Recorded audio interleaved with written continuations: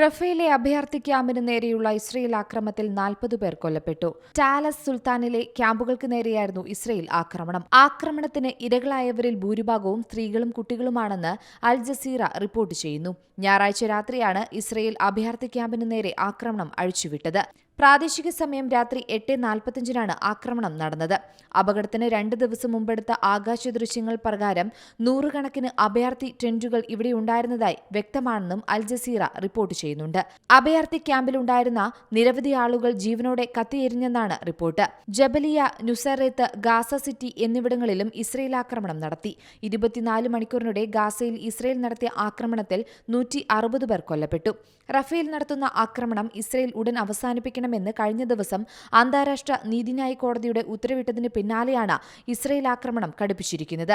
കൃത്യമായ ഇന്റലിജൻസ് വിവരങ്ങളുടെ അടിസ്ഥാനത്തിലാണ് ആക്രമണം നടത്തിയതെന്നാണ് ഇസ്രയേൽ സൈന്യം വ്യക്തമാക്കുന്നത്.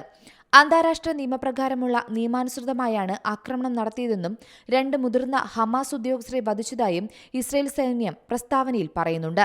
ഇസ്രയേൽ ഗാസയിൽ യുദ്ധം ആരംഭിച്ച 2023 ഒക്ടോബർ 7 ശേഷം 35,984 പലസ്തീനികൾ കൊല്ലപ്പെട്ടു.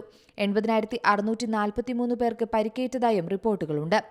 റഫേൽ നടത്തുന്ന ആക്രമണം ഇസ്രയേൽ ഉടൻ അവസാനിപ്പിക്കണമെന്ന് കഴിഞ്ഞ ദിവസം അന്താരാഷ്ട്ര നീതിന്യായ കോടതിയുടെ ഉത്തരവുണ്ടായിരുന്നു. ഗാസയിലെ ഇസ്രയേൽ അധിനിവേശം തടയണമെന്നാവശ്യപ്പെട്ട് ദക്ഷിണാഫ്രിക്ക നൽകിയ ഹർജിയിൽ വിധി പറയുകയായിരുന്നു കോടതി.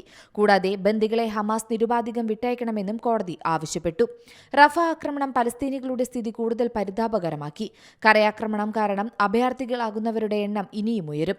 8 ലക്ഷത്തിലേറെ പലസ്തീനികൾ അഭയാർത്ഥികളായി മാറി. News desk C Malayalam news. ഏറ്റവും പുതിയ വാർത്തകളും വിശേഷങ്ങളും വിരൽത്തുമ്പിലറിയാൻ സി മലയാളം ന്യൂസ് എല്ലാ ഡിജിറ്റൽ പ്ലാറ്റ്ഫോമുകളിലും ലഭ്യം.